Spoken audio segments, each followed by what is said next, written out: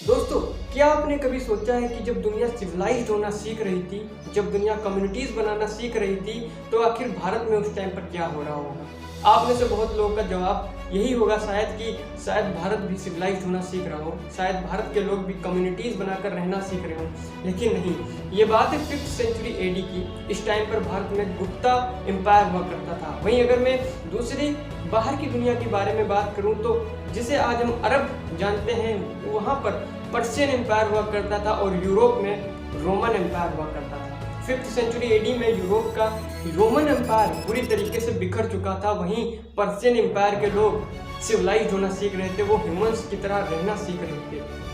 और अगर मैं बात करूं भारत की तो 5th सेंचुरी एडी में बताया जाता है कि 427 सीई से लेकर के 1197 सीई तक हमारे यहाँ पर एक दुनिया का एकमात्र और दुनिया का सबसे ज़्यादा प्रसिद्ध विश्वविद्यालय हुआ करता था, जिसका नाम था नालंदा विश्वविद्यालय। इस विश्वविद्यालय में तकरीबन 10,000 स्टूडेंट्स पढ़ा करते थे और उनको पढ़ाने के लिए 2,000 मास्टर्स यानी 2,000 टीचर्स हुआ करते थे। यह नालंदा विश्वविद्यालय मगध में स्थित था और राजगृह के काफ़ी करीब था। वहीं 90 किलोमीटर पाटलिपुत्र से पड़ता था। इस नालंदा विश्वविद्यालय को बनाने में बुद्धिस्ट और नॉन बुद्धिस्ट दोनों का काफ़ी ही बड़ा योगदान रहा है। बुद्धिस्ट और हिंदूज ने मिलकर के ये नालंदा विश्वविद्यालय खड़ा किया था, जो सालों सालों तक बच्चों को, यहाँ के स्टूडेंट्स को science, maths, astrology, medicine, Ayurvedic जैसे सब्जेक्ट पढ़ाती थी और जिसमें काफ़ी सारी किताबें थी, हजारों की संख्या में किताबें, जो ज्ञान का भंडार थी और दुनिया में इसे एक ज्ञान का केंद्र भी माना जाता था। इसको सेंटर ऑफ लर्निंग्स भी कहा जाता था। पूरी दुनिया के छात्र, पूरी दुनिया से लोग इस विद्यालय में पढ़ने के लिए ऐसा माना जाता है कि आया करते थे।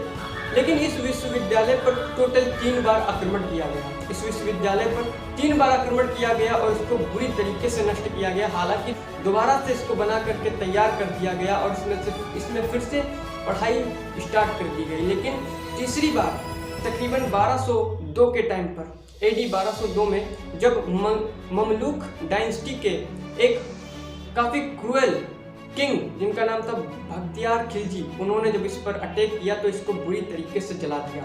इसको इस तरीके से जलाया गया कि नालंदा विश्वविद्यालय 3 महीनों तक जलती रही और इसके बुक्स को, इसके मनुस्क्रिप्ट्स को बताया जाता है कि 9 मिलियन मनुस्क्रिप्ट्स और इसकी बुक्स को बुरी तरीके से जला दिया गया, जिसमें एस्ट्रोलॉजी, मेडिसिन, आयुर्वेदा जैसे काफ़ी एक वैज्ञानिक किताबें हुआ करती थी। इन किताबों को बुरी तरीके से फाड़ा गया, जलाया गया और फेंक दिया गया। उससे पहले तकरीबन 657 संस्कृत स्क्रिप्ट्स को, संस्कृत टेक्स्ट को जुंगजेंग नाम के एक व्यक्ति लेकर के चले गए और दूसरी तरफ 400 से ज़्यादा किताबों को जिंगजेंग लेकर के चाइना चले गए। जरा दोस्तों सोचिए, जो बख्तियार खिलजी थे जिन्होंने नालंदा विश्वविद्यालय को बुरी तरीके से जला दिया, उन्होंने किन बेसिस पे इसको जलाया था, आप जानकर हैरान रह जाएंगे। जब बख्तियार खिलजी हमारे भारत में आए तब उनको पता चला कि उनके मुगल आर्मी से ज़्यादा पढ़े लिखे लोग यहाँ पर हैं, यानी यहाँ के हिंदूज और बुद्धिस्ट मुगल से ज़्यादा इंटेलिजेंट थे, ज़्यादा पढ़े लिखे हुआ करते थे। और उसको जब ये पता चला कि यहाँ के लोग, यहाँ के बुद्धिस्ट और हिंदूज उन मुगलों से ज़्यादा शिक्षित हैं, ज़्यादा पढ़े लिखे और इंटेलिजेंट हैं, तब उसने डिसाइड किया कि वो इस यूनिवर्सिटी को, इस विश्वविद्यालय को भी जला देगा, क्योंकि यहीं से हम सब पढ़ कर के आ रहे थे और हम विज्ञान के क्षेत्र में एक काफ़ी प्रगति कर रहे थे। जरा सोचिए, उस बख्तियार खिलजी ने अगर इन किताबों को पढ़ा होता तो शायद वो भी हम जैसा इंटेलिजेंट बन सकता था। लेकिन जब कहते हैं ना कि जब आंखों पे धर्म की पट्टी बनी हो तो कुछ नहीं दिखता है, वो वही कार्य करता है जो उसको सही लगता है। अगर नालंदा विश्वविद्यालय जीवित होता, अगर वो जलाया नहीं गया होता, तो शायद ये दुनिया में सबसे पहला तो था ही और सबसे बेहतरीन विश्वविद्यालय आज भी होता है और दुनिया में होड़ मची होती कि इस विश्वविद्यालय में एडमिशन लेना है और शायद यहाँ पर दुनिया के टॉप प्रोफेसर्स यहाँ पे पढ़ा रहे होते हैं और शायद यहाँ की टेक्नोलॉजी दुनिया की सबसे विकसित टेक्नोलॉजी होती है। आपका इस बारे में क्या कहना है? अगर आपको ये वीडियो पसंद आया तो प्लीज़ इस वीडियो को सब्सक्राइब करें, अपने दोस्तों में शेयर करें।